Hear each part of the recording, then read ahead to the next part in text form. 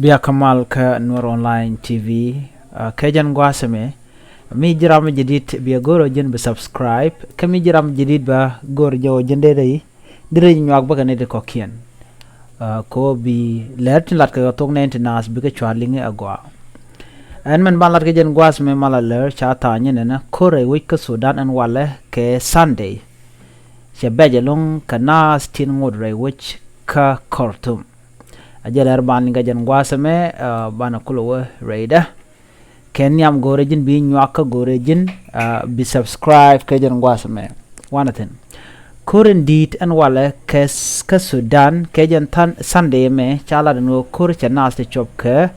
kudam baro nek ato no guase dan e tok kur ke ja ani ga changa wal diesh ka paingwan ron kine daro wi de daro de diok kariw ne tinte ka bo to shop ke kine won yam kana sten la je western shal ke civiliane shimo ade ni de ni chape dien chaja lat kana sen konte la civiliane ke ne te la je wet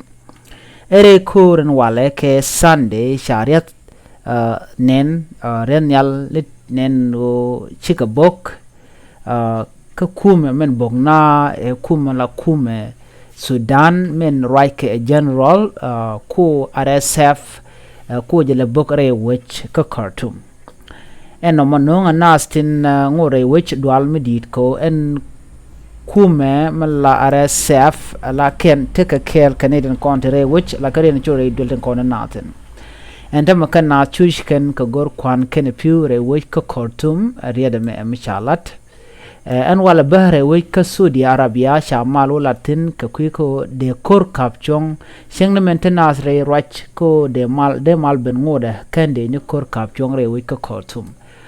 kamal mo ngode ba lat ka jeno jatin tam re which ka Saudi Arabia ban ngode kan kor kapchong en kor en la rod ngode we ka woniam re which ka Khartoum ka jen Sunday me akor mi dita long akor me chene di shop ke